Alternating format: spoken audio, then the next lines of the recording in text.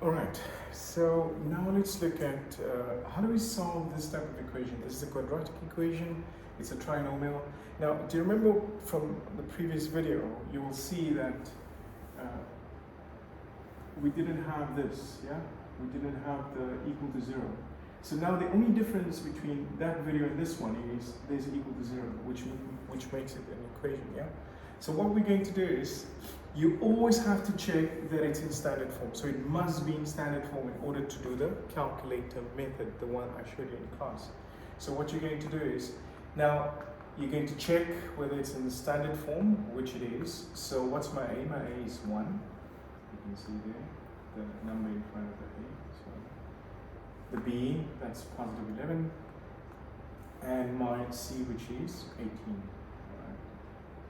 All right. Now, if you do it on your calculator, mode number 5 and number 3, you'll get A, which is 1, B, which is 11, and C, which is 18.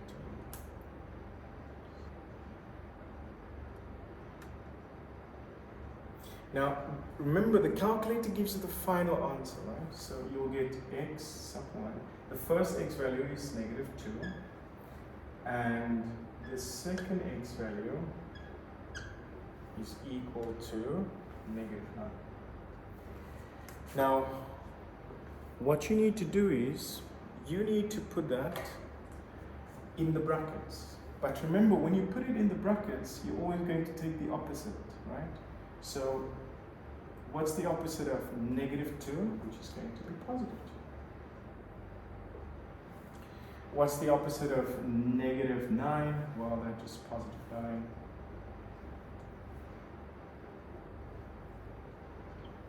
Equal to 0.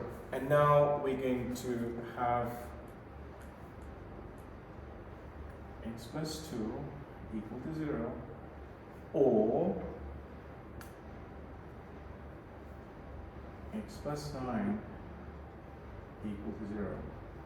And now we're going to solve those. X, take the positive 2 over to the other side, that becomes negative 2, or x equals to negative 9. Because remember, we took the positive 9 over to the other side.